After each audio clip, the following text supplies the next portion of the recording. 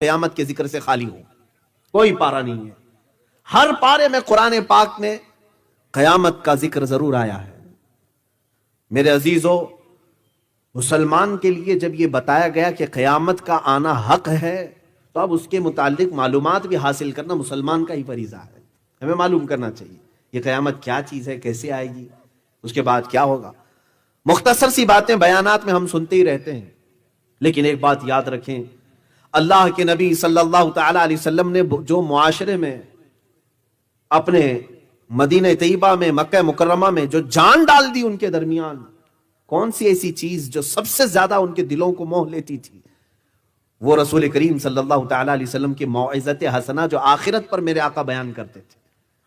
آخرت پر میرے آقا کے کثرت سے بیانات ہیں جس کی وجہ سے دل موم ہو جاتا تھا، نرم ہو جاتا تھا، یہاں تک کہ اگر کوئی زور سے ہنستا بھی تھا تو حضور یہ پوچھتے تو نے آخرت کی کتنی تیاری کر لی؟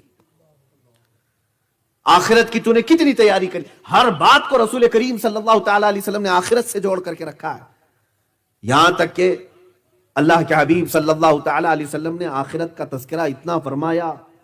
میں آپ کو ایک بات چیلنج کے ساتھ کہہ دوں، اگر ہمارے اسلامی عقیدے میں قیامت کا ذکر نکال دو تو اسلام پورا کھوکھلا ہو جائے گا، ختم ہو جائے گا۔ کیوں جانتے ہیں؟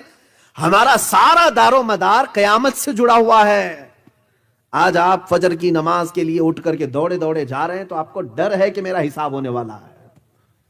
آپ چوری سے بچتے ہیں تو اسی بات سے کہ آپ کو ڈر ہے کہ اللہ کے ہاں حساب ہونا ہے، قیامت کا دن آنے والا ہے۔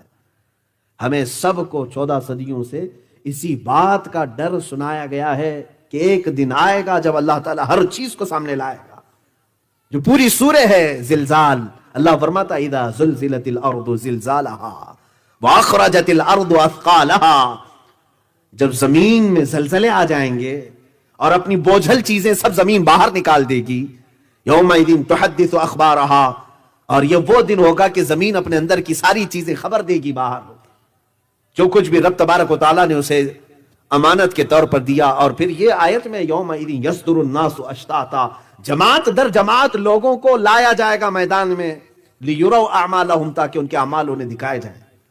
فمن يعمل مثقال ذرة خيرا يره ومن يعمل مثقال ذرة شرا يره، جو رائی کے دانے کے برابر بھی نیکی کیا ہوگا اللہ اسے وہ بھی دکھائے گا، اور جو رائی کے دانے کے برابر برائی کیا ہوگا اللہ اسے وہ بھی دکھائے گا۔ یہ جو ڈر ہے، یہ جو خوف ہے، اسی نے ہم سب کو سیدھا کر کے رکھا ہوا ہے۔ اگر قیامت کا تصور نکال دو، آخرت کا خوف نکال دو، تو پھر آدمی جو چاہے وہ کرے گا۔ اسی لیے میرے آقا صلی اللہ تعالی علیہ وسلم نے فرمایا اذا لم تستحی فاصنع ما شئت، جب تجھے حیا نکل جائے، اللہ سے ڈر نکل جائے، تو تو جو چاہے وہ کر لے، جو چاہے کر لے۔ میرے عزیزو، اسلام کا جو بنیادی عقیدہ ہے وہ آخرت کا تصور، آخرت کا خوف۔ کاش ہم اپنے بچوں کو پولیس، بڈھے اور بڈھیوں اور گڑھے گڈیوں سے ڈرانے کی بجائے آخرت کا ڈر لاتے تھے۔ سیدنا حسن اور سیدنا امام حسین رضی اللہ تعالیٰ، بچپن کی بات ہے، دونوں میں آپس میں کچھ تکرار ہو گئی، جھگڑ پڑے، اور سیدتنا فاطمہ الزہرا رضی اللہ تعالیٰ عنہا کے پاس دونوں آئے۔ ابھی دونوں کی شکایت چل ہی رہی تھی، ماں نے صرف اتنا کہا کہ بیٹا میں یہ نہیں جانتی کہ تم میں سے پہل کس نے کیا، غلطی کس نے کیا، اس سے پہلے کہ قیامت کے دن اللہ تم سے روٹھ جائے ایک دوسرے کو منا لو۔ سبحان اللہ، یہ بچوں کی تربیت ہوتی تھی۔ یہ اہل بیت کا گھرانہ ہے جہاں بچوں کی تربیت میں بھی 4 سال کے 5 سال کے بچوں کو یہ ڈر سنایا جاتا تھا کہ اللہ کہیں تجھ سے روٹھ نہ جائے، اللہ ناراض نہ ہو جائے۔ عزیزان گرامی وقار، اسلام کا پورا مدار آخرت پر ہے۔ ہم یہاں جو جی رہے ہیں اسی انتظار میں تو جی رہے ہیں، ہماری اصل زندگی یہ نہیں ہے۔ میں یہ قیامت کی تذکرے سے پہلے آپ کو یہ بتانا چاہتا ہوں کہ قیامت ہے کیا اسلام میں۔ قرآن پڑھو آپ، جگہ جگہ پر اللہ تعالیٰ نے اس کے آنے کے متعلق بیانات فرمائے ہیں۔ رب تعالیٰ فرماتا ہے القاریہ